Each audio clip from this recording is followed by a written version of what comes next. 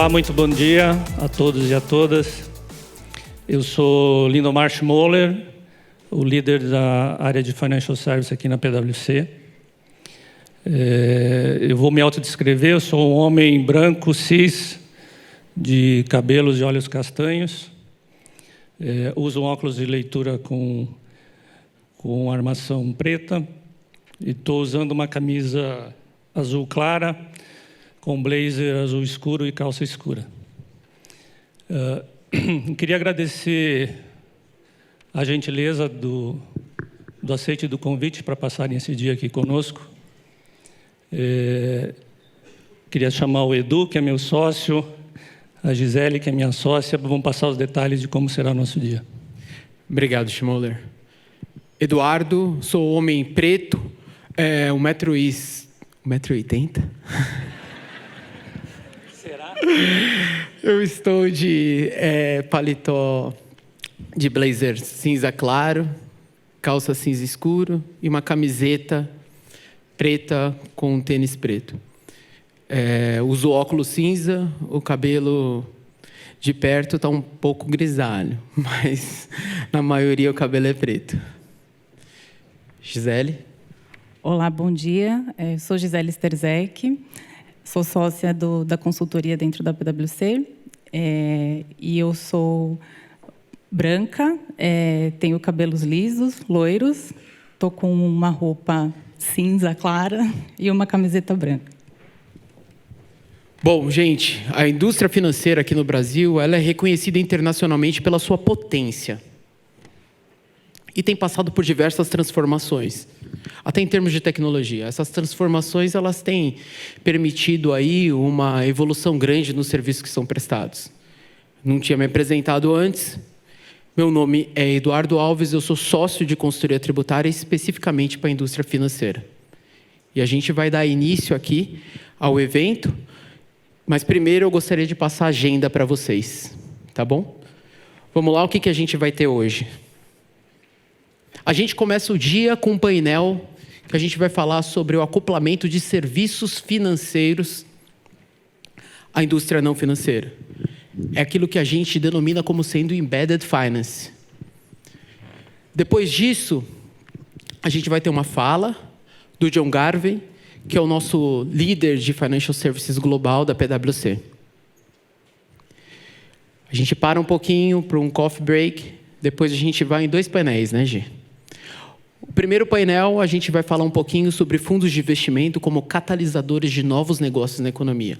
Depois disso, a gente vai falar sobre seguros, créditos, investimento em um ambiente ESG.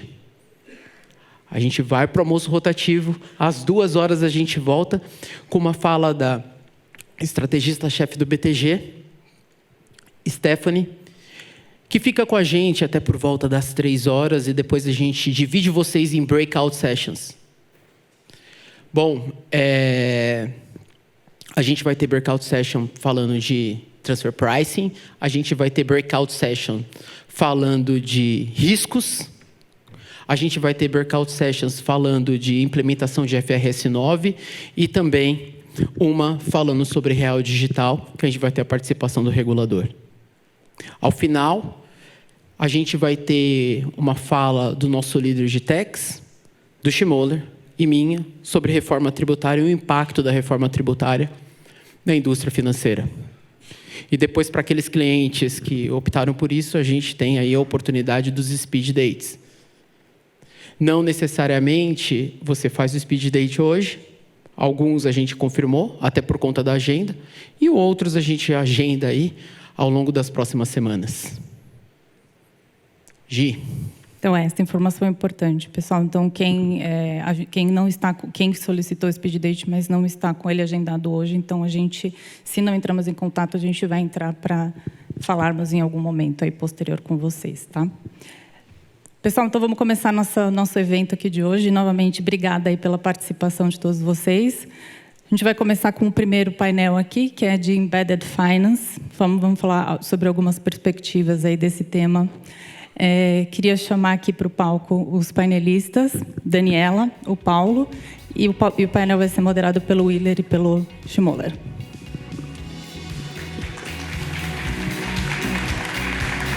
Vamos lá. Obrigado. Obrigado. Sentar já? Meu desafio não cair, né? Exatamente. Bom, para começar, queria novamente agradecer o Paulo e a Daniela por aceitarem nosso convite. Eu gostaria que vocês se apresentassem, se autodescrevessem, por favor. Ok. Bom dia a todos. Meu nome é Daniela Menuzier. Eu sou VP de Estratégia e Planejamento Comercial na Visa. Eu sou uma mulher branca, cabelos castanhos claros, olhos azuis. Eu estou vestida com uma roupa muito preta, com alguns detalhes de verde e marrom. Um prazer estar aqui com vocês hoje. Bom dia a todos, a todas. É um prazer estar com vocês. Obrigado, a Schmuller, pelo convite, o Willer, a Daniela, por estar dividindo esse momento aqui. Meu nome é Paulo Henrique Costa, eu sou CEO do banco BRB. Vou me autodescrever. Eu sou homem, cis, moreno claro, cabelos castanhos, grisalhos. Estou vestido de terno e camisa branca. Prazer estar aqui com vocês. Bom, já me apresentando, primeiro, muito bem-vindos, uma satisfação estar com vocês nesse evento, poder recebê-los aqui, é quase a nossa casa, então, uma satisfação ver esse público. Obrigado aos panelistas e a todos aqui pelo evento. Eu sou Willer Marcondes, eu sou um sócio da nossa divisão de estratégia, Strategy End, é a casa de consultoria estratégica dentro da PwC, lidero também dentro da PwC a linha de serviços de consultoria para bancos e toda a indústria de serviços financeiros. Eu sou um homem branco, cis, tenho cabelos loiros, olhos castanhos, estou de terno hoje, um terno cinza e uma camisa branca. Muito obrigado, vamos em frente. Bom, vamos lá. Então, começando, Paulo, talvez a gente pudesse te ouvir aqui sobre uma redefinição da jornada do cliente nesse ambiente de finanças integradas, né, que desafia aí a sabedoria, o conhecimento acumulado mais convencional dos bancos, né, que uma onda que vem sendo surfada aí com tendências muito poderosas de digitalização, centralidade no cliente, o poder dos ecossistemas. Então, à medida que esses novos entrantes, né, começam a alcançar algumas áreas antes dominadas pelos players tradicionais, né, obviamente que oportunidades surgem aí, impactos importantes na transformação dos negócios. Então, eu queria que você explorasse um pouco esse assunto da jornada do cliente, por favor. Claro, um prazer. Acho que primeiro é importante a gente entender que há várias perspectivas aí, né? Eu vou falar um pouco sobre a perspectiva do BRB, né, para um banco regional, que há 4 anos tomou uma decisão estratégica de crescer e estar presente no país inteiro. O Embedded Finance é uma oportunidade, né? Ou seja, um caminho de nós criarmos novos ecossistemas, novas plataformas e avançarmos para outros mercados e para públicos que a gente não conseguia ou não conseguiria alcançar tradicionalmente no banco. Talvez a perspectiva para um banco incumbente, que já tem uma base de clientes muito grande, seja um pouco diferente, talvez muito mais uma ameaça. No nosso caso, a gente usou essa estratégia de Embedded Finance basicamente com 2 parceiros até agora, tem outros em mente. O primeiro deles foi o Flamengo.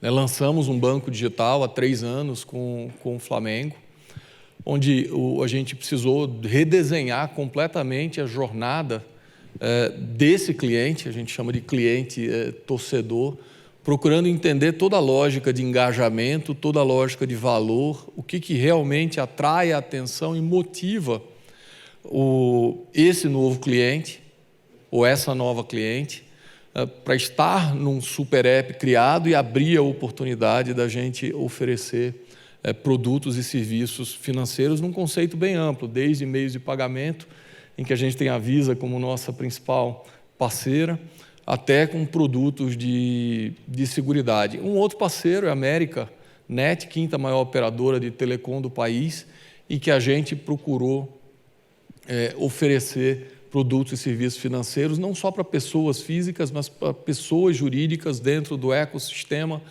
de telecom. Ou seja, 2 mercados, do ponto de vista de interesses, do ponto de vista de busca de produtos e motivadores, que a gente abriu. Hoje, metade da nossa base de clientes já é composta por clientes que fazem parte desses ecossistemas em que a gente embutiu a venda de produtos e serviços financeiros. Importante destacar, sempre que a gente senta, Schmoller e todos e todas, para a gente entender essa dinâmica, as pessoas perguntam: vocês só pintaram de outra cor, só fizeram uma API juntando as coisas? Na verdade, não.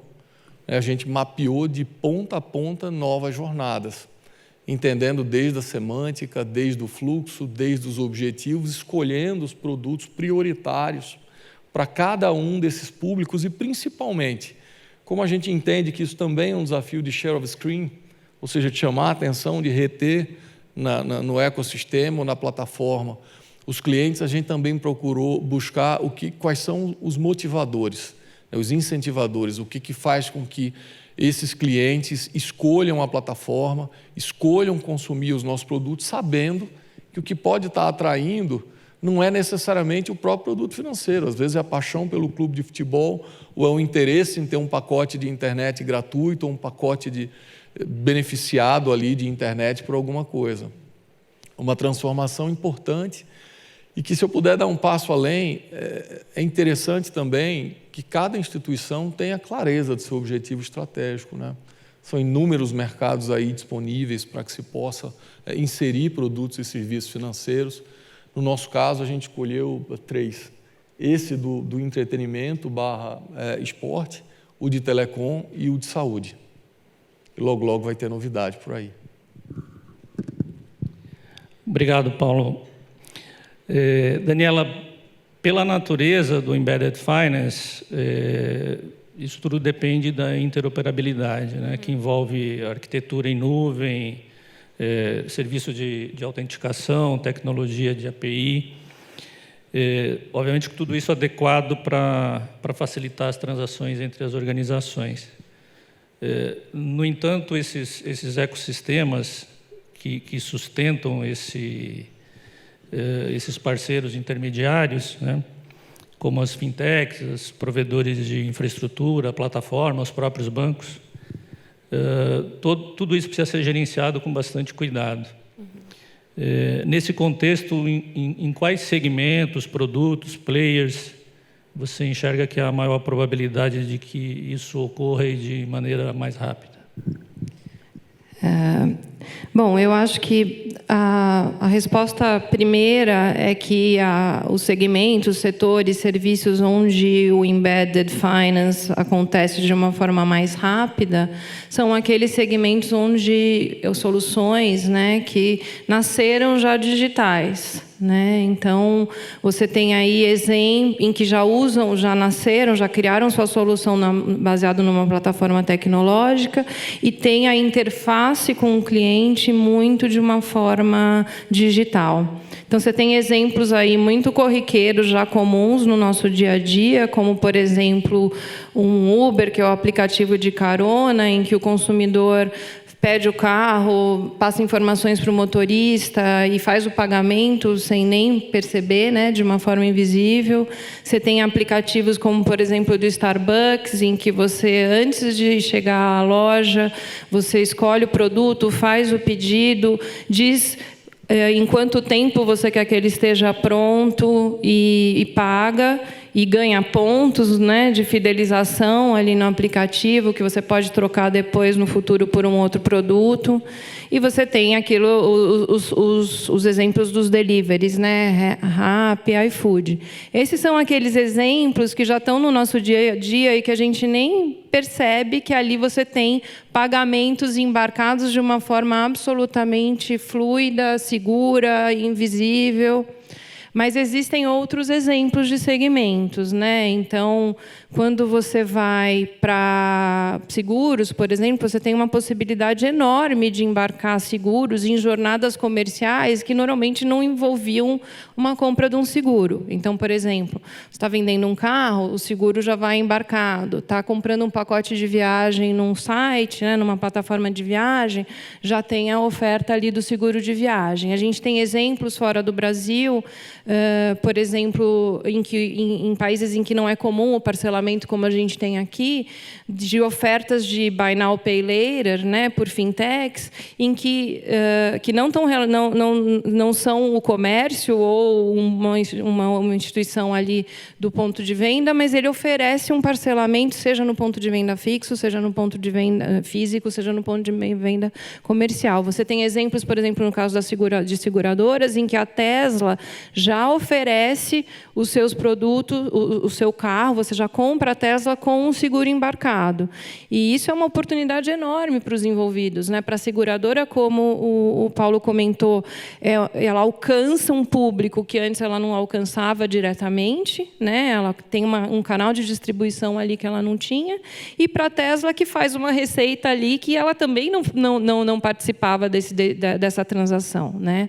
Aí você tem outros tipos de embedded finance, focados muito em ajudar fintechs que ajudam exatamente comércios, etc., a oferecer todos esses serviços financeiros, né? Então, você tem a Shopify, que traz um software de banco para dentro do comércio eletrônico, ajuda com pagamento, ajuda com parcelamento Buy Now, Pay Later, mas atrás do modelo de receita dela está todas as soluções que ele fornece para esse comércio também. Então, ele fornece um software de fluxo de gestão de fluxo de caixa, ele fornece empréstimo, ele tem toda a visibilidade das vendas dessas plataformas, desses comércios, e consegue fazer uma oferta de crédito muito assertiva. Então, mais do que só a sua solução, né, você também pode fazer receita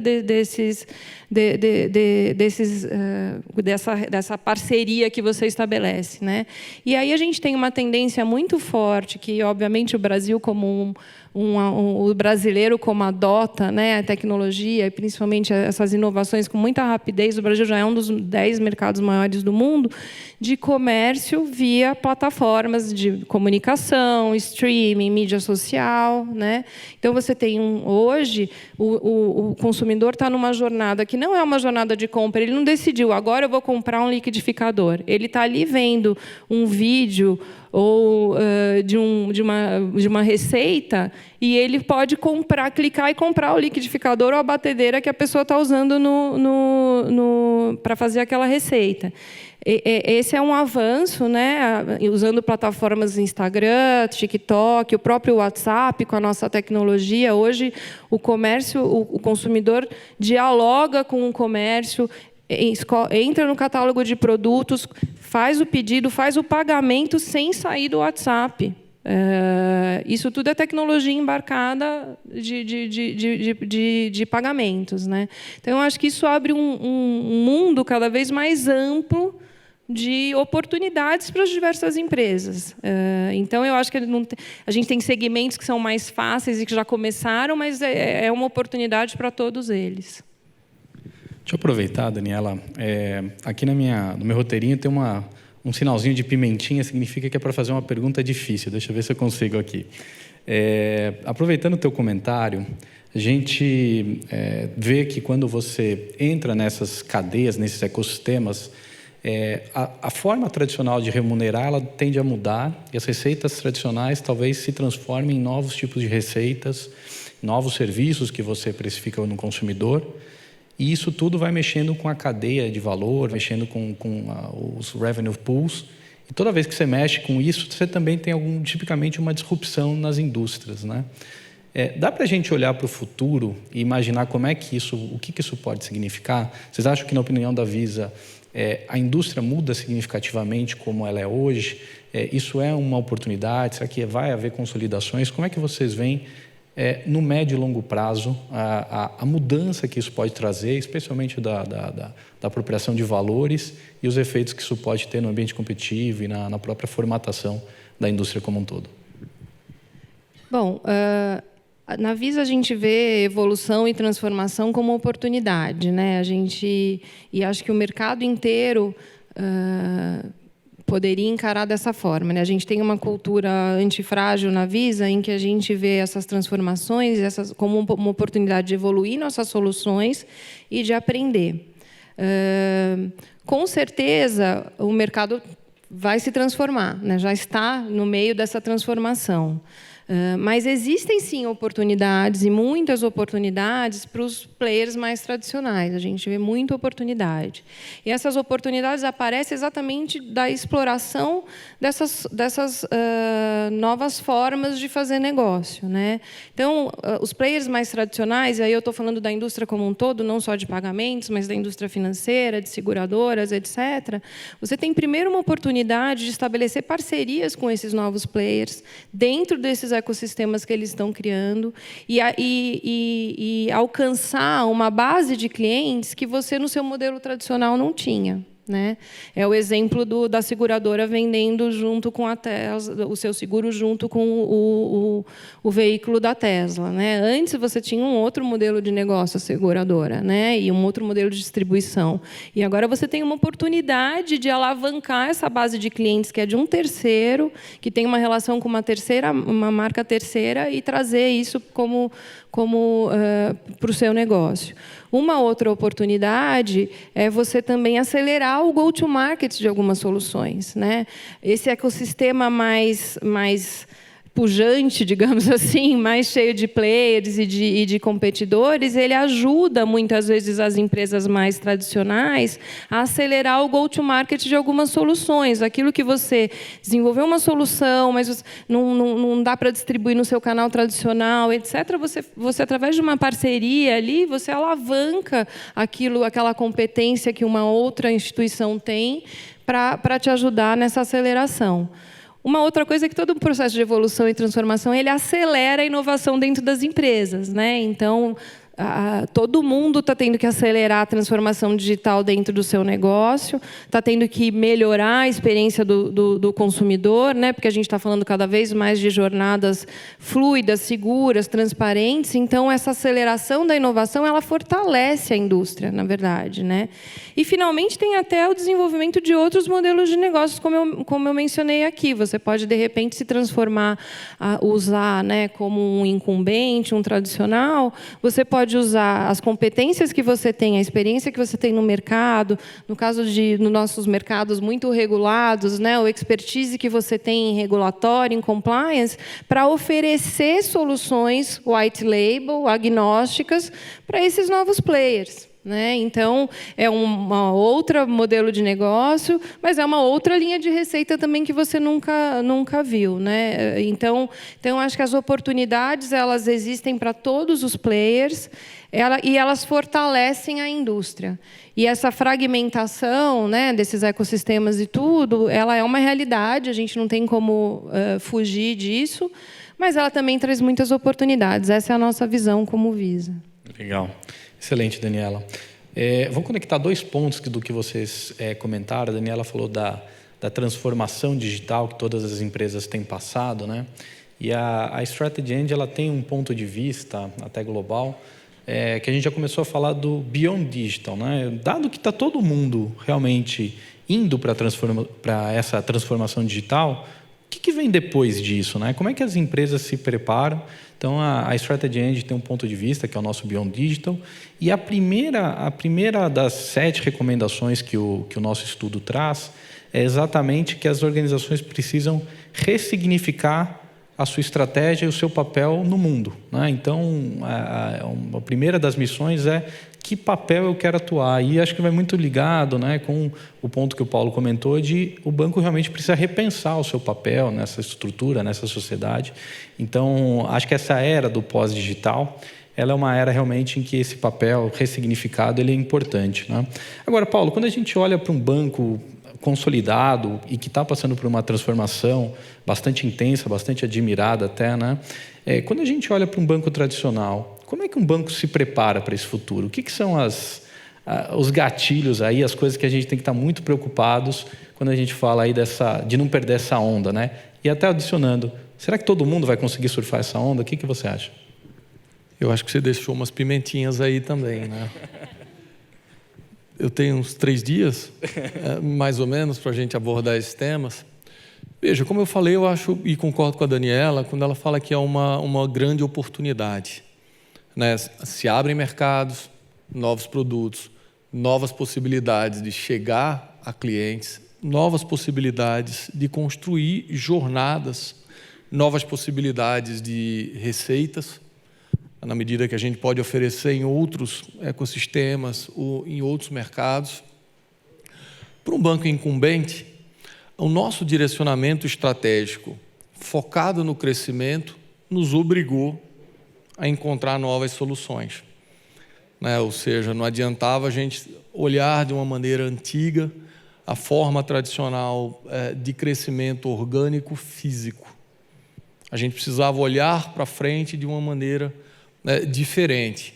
Então, o posicionamento estratégico fez com que a gente direcionasse e canalizasse energias e recursos, e naturalmente não é uma jornada fácil.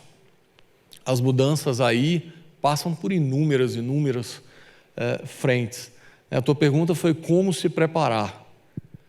Primeiro de todos é ter essa clareza estratégica, esse objetivo de entender que o negócio está mudando, que ninguém faz nada sozinho, que o conceito do próprio mercado financeiro hoje é outro e que a gente precisa buscar espaço em outros ecossistemas e em outras linhas de negócio, se inserir lá dentro. A partir daí, abre-se toda uma discussão interna de como estar pronto. Então, como desenvolver novas competências? Competências das pessoas.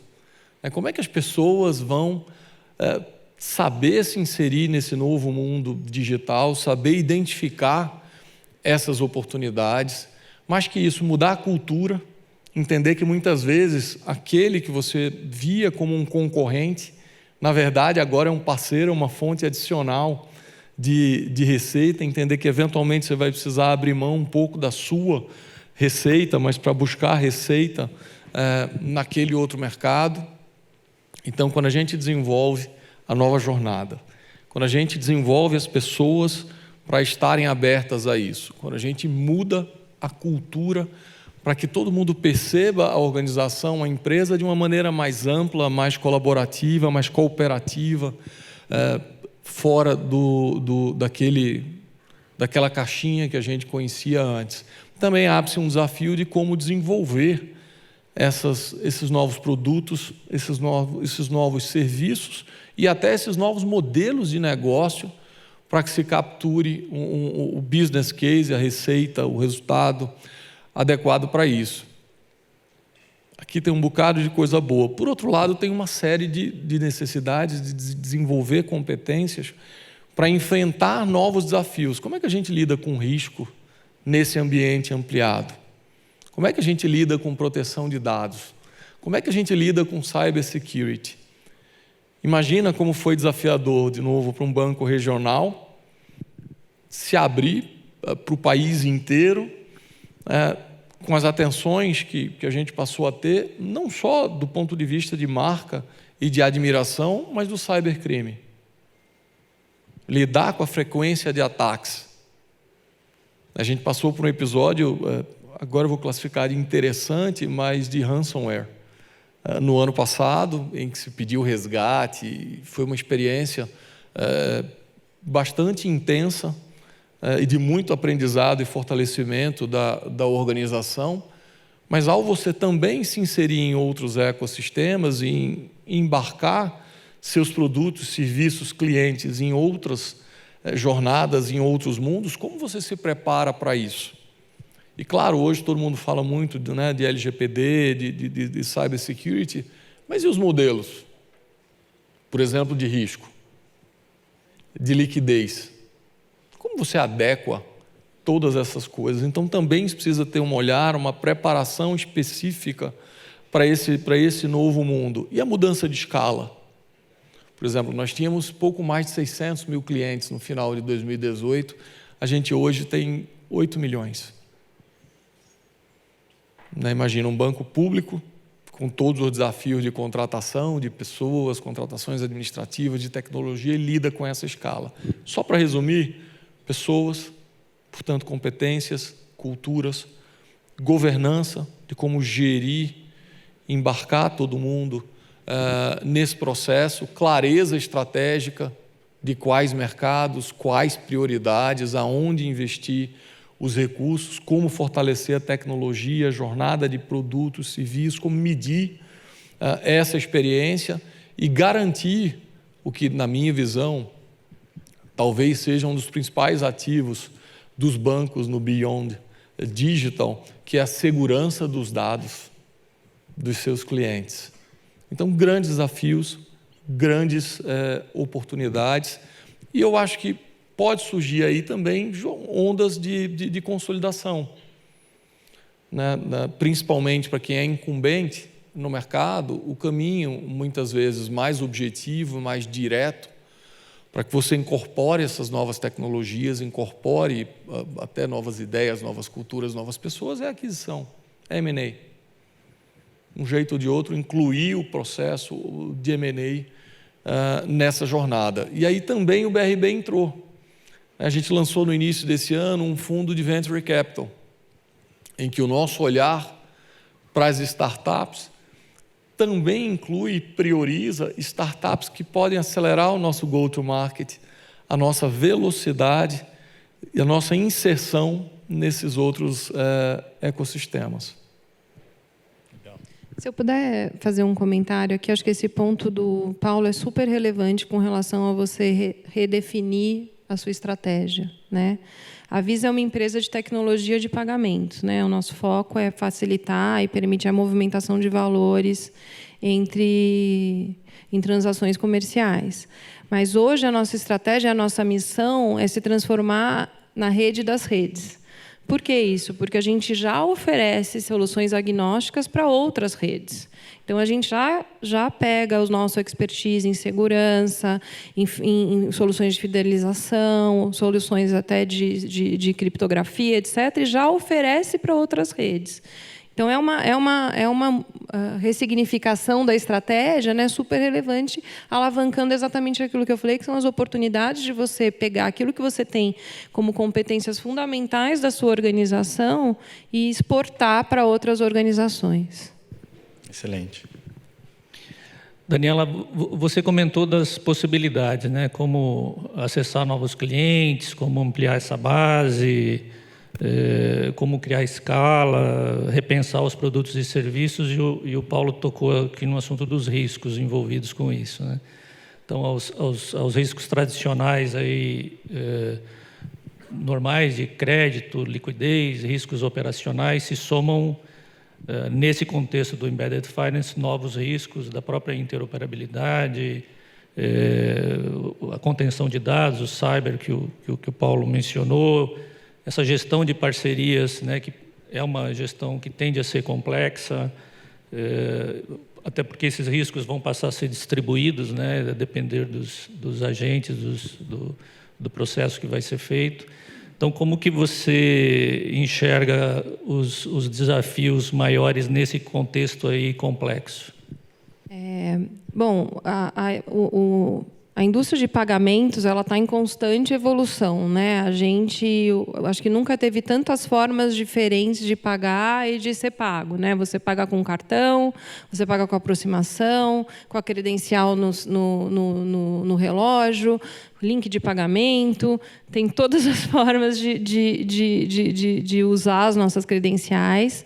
E essa gama de possibilidades, de formatos e de escolhas possíveis para o consumidor, ela veio com a fragmentação dos ecossistemas também, né? Então, você tem as tecnologias avançando e você tem a fragmentação dos ecossistemas. Então, você tem cada vez mais participantes na transação, né? Cada vez mais os dados circulando em plataformas aí ao longo de uma transação. Na Visa, sempre essa fragmentação dos ecossistemas, ela só é possível se ela é baseada em alguns pilares, né? A interoperabilidade é um deles, a flexibilidade dessas tecnologias até para possibilitar que outros se pluguem, né, na sua tecnologia, e a questão de padrões consistentes e globais, né? Porque a Visa é uma empresa que está presente em 200 países, tem 100 milhões de comércios no mundo.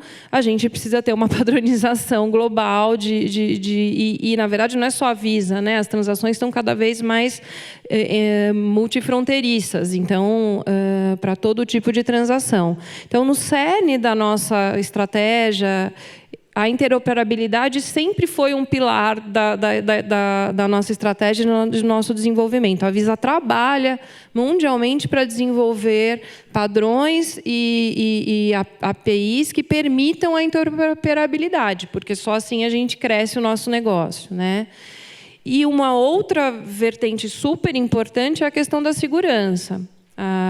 A Visa é uma das pioneiras em segurança cibernética, criptografia, monitoração de risco. Muito antes do ChatGPT, há 30 anos, a Visa tem um modelo de risco que atribui uma pontuação para cada transação que passa na nossa rede, para facilitar a vida do emissor que está lá na frente autorizando a transação. Então, assim, esses desafios da interoperabilidade, da segurança, já fazem parte da nossa vida há muito tempo, e eu tenho certeza dos grandes players do mercado também. Todo mundo que está aqui numa instituição financeira no Brasil tem que trabalhar com isso já há muito tempo, né?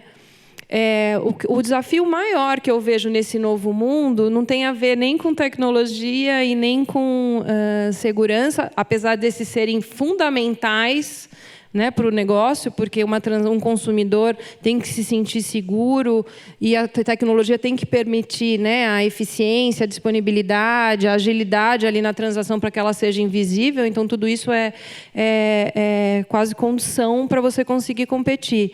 Mas o que eu acho que é o desafio maior nesse novo mundo, né, de muitos players, transações acontecendo embarcadas numa experiência que não tinha nada a ver com uma transação comercial, é como você mantém a relevância da sua marca e como você mantém a conexão com o consumidor, né? Como é que numa transação ali que começa num vídeo no TikTok vai parar numa venda de um liquidificador, para usar o meu exemplo anterior, através de um pagamento Visa, você mostra o valor, né, que você está entregando para aquele consumidor. E acho que é um desafio para todos da indústria, né? Fica tão fragmentado e tão invisível que, por consumidor, do ponto de vista do consumidor, é maravilhoso, né? É o que todo mundo quer, mas do ponto de vista das marcas que querem ter aquela relação, aquela visibilidade para o cliente, é um desafio nesse novo mundo. Obrigado. Paulo, você mencionou alguns assuntos que provavelmente na sua agenda vão ser aprofundados, né, nesse contexto, né? O desenvolvimento de talentos, capacidades digitais, a atualização tecnológica como um todo, o aprimoramento da gestão de riscos, foi o assunto que você levantou aqui, a gestão dessas parcerias que necessariamente vão ocorrer, como eu já havia mencionado, além de uma experiência nova do usuário, do cliente, etc. Me parece que, dentro dessas capacitações, há uma importância grande de desenvolver um time com uma mentalidade bastante empreendedora, para definir exatamente quais ecossistemas, exatamente você tem que mirar, onde você pode tirar valor. Esse posicionamento me parece que é crucial nas organizações e na estratégia que vai ser adotada. O que você tem de consideração sobre esses aspectos?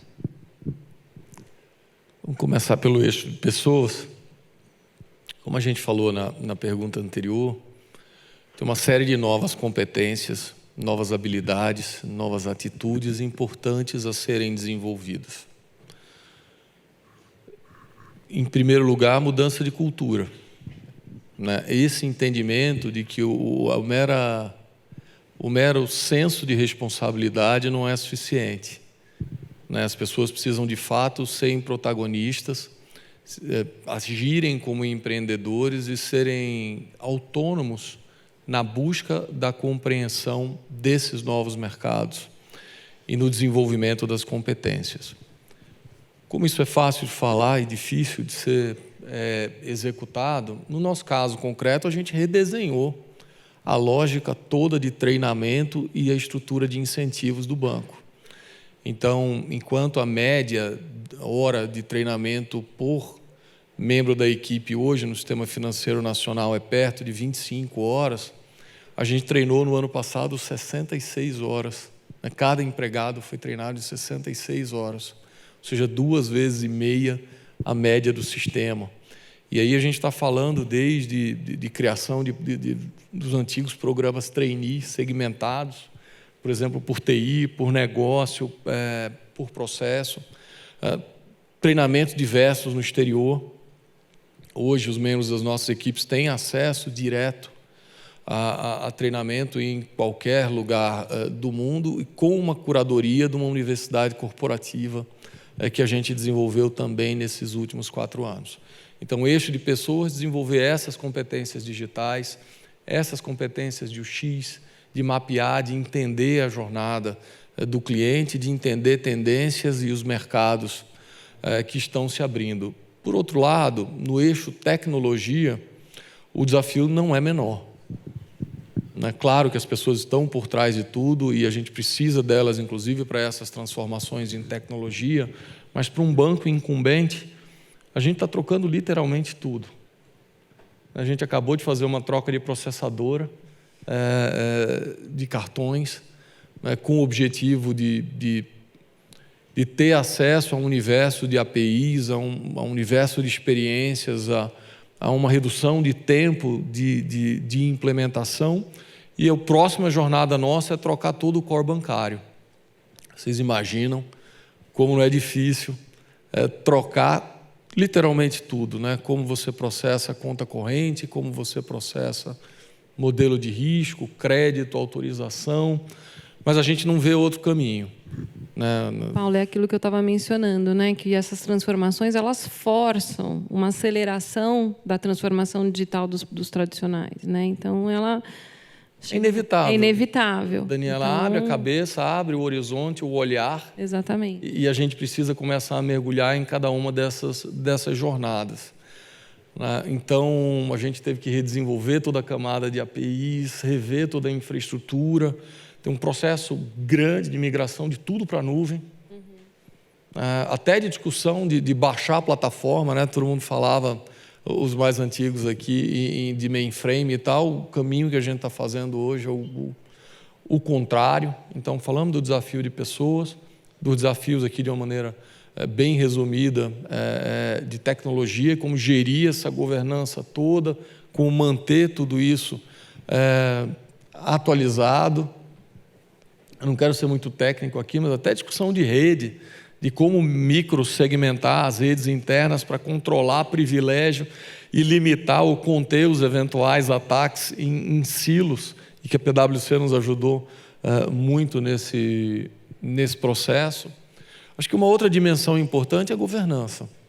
Em governança, eu vou incluir o eixo de risco, que a gente já comentou, não só as categorias tradicionais, mas principalmente proteção de dados e a gestão do cyber risco e uma capacidade de resposta rápida aos eventuais incidentes. Nesse eixo de governança, eu também vou incluir como você se prepara para gerir a governança desses membros desse novo ecossistema, dessas novas empresas, desses novos parceiros. Como é que você estabelece meta? Quais são os principais OKRs para acompanhar e cobrar a evolução do ecossistema inteiro? Como é que você mantém esses stakeholders todos alinhados?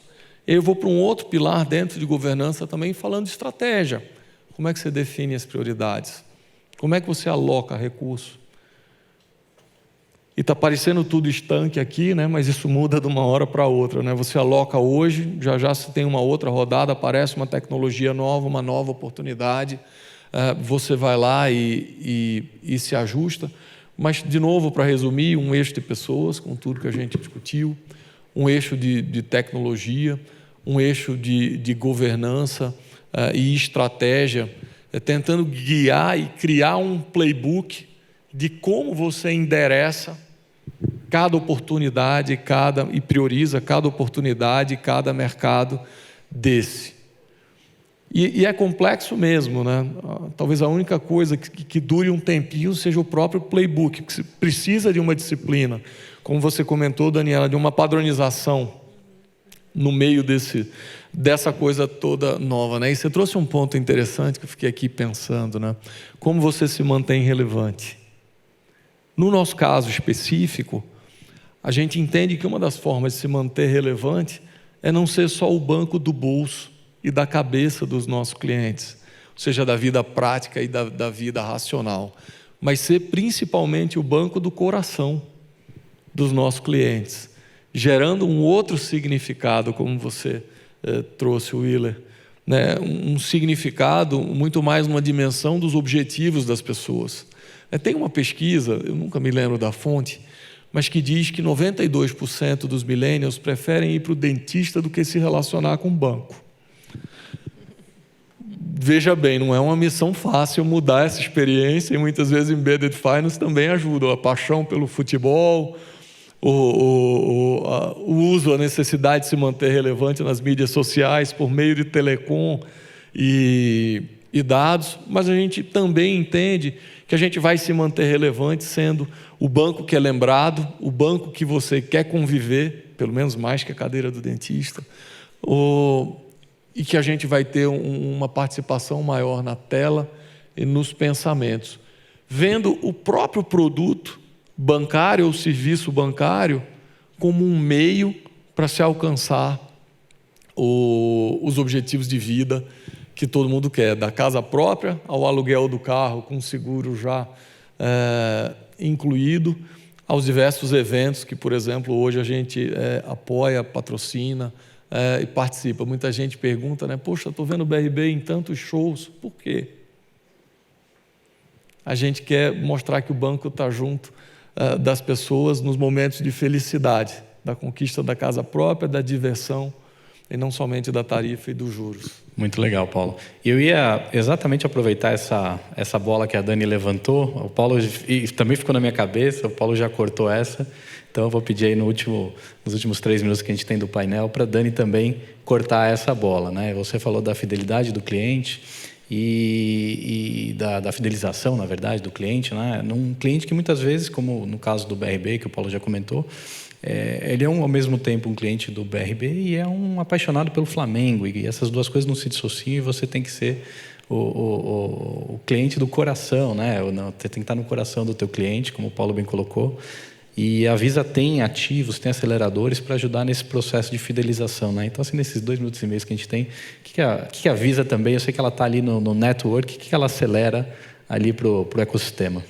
A gente tem, acho que a questão de fidelização dos clientes, até antes de entrar especificamente nas soluções Visa, né? Eu acho que eu estava pensando aqui enquanto a gente estava falando que hoje o Embedded Finance ele permite canais de distribuição diversos dos nossos serviços, né? Então você não tem que ser mais talvez daquele no momento do convencimento, porque ele vem embarcado numa outra experiência.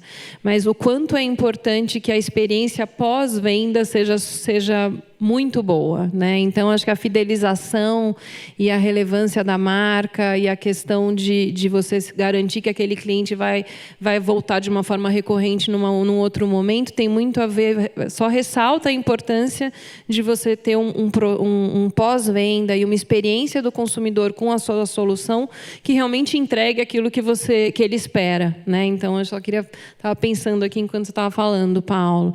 Do ponto de vista de fidelização, realmente, a gente tem que, como eu posso falar, tratar bem aquele cliente, né? E principalmente entregar valor naquele momento em que ele está querendo aquela transação, né? A gente tem soluções na Visa de fidelização, em que através da análise do comportamento de compra, né, de um cliente, de um consumidor, você consegue entregar ofertas específicas para ele, né? A gente tem o programa Vai de Visa, que é um programa agnóstico de emissor, digamos assim, que o cliente cadastra ali o seu cartão e tem acesso a uma série de benefícios que ele escolhe. Então, eu acho que a gente tem, sim, muitas formas, através de todos os dados que circulam na nossa rede, juntamente com os nossos emissores e parceiros, entregar ofertas relevantes para esses clientes, né? A gente tem soluções agnósticas que, inclusive, funcionam com outras bandeiras para entregar premiações, etc. Então, nessa jornada de fidelizar e de encantar o cliente, eu acho que a gente é muito parceiro dos nossos emissores, né? O BRB mesmo é um exemplo. A gente tem um dos nossos melhores, o melhor cartão mais bem avaliado, alta renda, são cartões do BRB, e eles têm segmentações muito interessantes em que eles olham para os nichos dos clientes, né, e entregam uma oferta de valor bastante customizada para aquele cliente que tem aquele interesse em vinho, em carro, etc. Quer fazer algumas considerações, Paulo? Vamos pegar um ponto aqui da Daniela, que eu acho que complementa a minha resposta anterior, né? Eu falei de tecnologia e muito meio que de arquitetura, de infra, das mudanças ali, mas esse ponto da Daniela é super importante, do pós-venda, e não tem como fazer isso sem analytics. Então, também, além das questões de segurança, infra e tal, essa presença em outros mercados, em outros ecossistemas, em outras plataformas, nos dão acesso a um conjunto de informações ou dados que, bem trabalhados, melhoram a jornada de ponta a ponta, desde a oferta, com o lead adequado, a interpretação adequada daquele dado, até a gestão do pós-venda. Não adianta a gente estar lá por exemplo, no ecossistema do Flamengo e soltar um lead de um outro time, por exemplo, e tal. Então, você também precisa levar o nível de tratamento de dado, a qualificação das ofertas que você faz a um padrão de contextualização e de ajuste de tempo compatível com a presença em tantos lugares diferentes. Então, um ponto que eu queria chamar a atenção dentro daquele pilar de tecnologia que a gente comentou é a importância de tratar bem os dados, né? Que eu não falo coletar, tratar, fazer os modelos de propensão e conseguir fazer a oferta chegar na hora certa para a cliente certa, para que isso volte naquela discussão original, gerar as receitas, essa coisa toda. E sempre tendo por trás esse objetivo de encantar.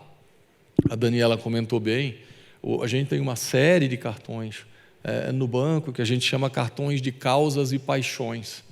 E, de novo, a gente volta naquela questão do coração, né? Entender o produto, o serviço financeiro como também uma oportunidade de realização e de alcance desses objetivos. E aí vai desde o cartão que parte do resultado vira doação para o Hospital do Câncer de criança em Brasília, até o cartão que a gente direciona e faz um match do ponto de vista de receita para fornecer cursos para mulheres em situação de vulnerabilidade econômica, para que elas se sintam mais empoderadas e possam sair de relacionamentos abusivos, vou colocar dessa forma, até o cartão do vinho, o cartão do automobilismo, né, o cartão das salas VIPs e o cartão de tudo, que é o Dux, eleito as 3 melhores posições do último ranking que saiu semana passada, dentre os 20 melhores cartões do país.